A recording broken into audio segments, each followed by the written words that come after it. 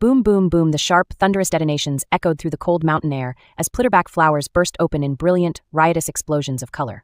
Each blast scattered clouds of powdered pigment, painting the world in vibrant hues of crimson, sapphire, and gold. The children of Seath Village, no older than 6, dashed and danced through the vast fields of Plitterback, their laughter ringing like bells against the jagged peaks that loomed above.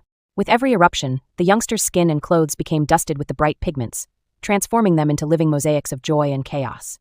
Aniria! Came the call, sharp and clear, cutting through the cacophony.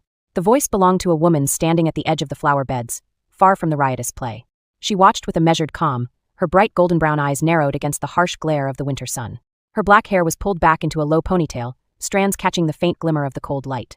She wore a gown that seemed to capture the very essence of the mountain sky, long and flowing, layered in shimmering pale blue fabric that glittered faintly, like frost caught in moonlight.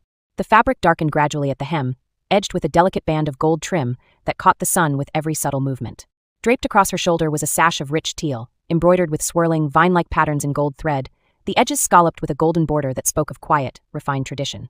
A wide golden belt cinched her slender waist, from which long, thin cords dangled, tipped with small, glistening green gemstones that tinkled faintly with each shift of her stance. On one side, a sheer white overskirt floated lightly to the ground, transparent as morning mist and bordered with gold. These garments, soft, rich, and timeless, marked her as one of the people of Seath Village, nestled high upon the eastern mountains. The village itself was a harsh and unyielding place, perched where the cold gnawed at the earth and only the stubborn Plitterback flower dared bloom.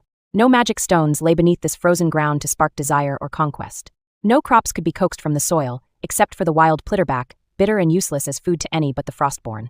It was a place shunned by many, a land deemed too cold, too barren for prosperity or war.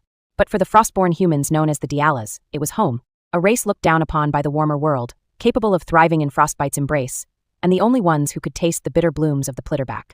For centuries, Seath Village had remained quiet, untouched by the turmoil of the wider world beyond the mountains. The frostborn lived their secluded lives, bound to the cold and the flowers, their peace unbroken. The woman placed one hand on her hip and sighed, the sound almost lost beneath the distant booms. Aniria! She called once more, voice sharper this time. Your father's coming back from the hunt. At those words, a small figure emerged from the riot of color, a girl, wild with dust and bright pigment. Her ginger hair a fierce flame against the snow-white pallor of her frostbitten skin. Her eyes mirrored her mother's, warm golden brown, shining with a mix of awe and hope. Aniria's gaze lifted toward the woman, bright with quiet excitement beneath the mottled hues that clung to her hair and face. Father's back, she whispered to herself, the words trembling on her lips like a fragile promise. Her father had been gone for 6 long months for the hunt. Her father was not a hunter in the traditional sense, for the frostborn abhorred bloodshed. Peace was their sacred creed. The hunt was a ritual of duty rather than predation. The men of the village descending the mountain to pay their taxes to the Dialapan Empire and to bring back news of the wider world, wrapped in shadow and mystery beyond the frost. Edward, Aniria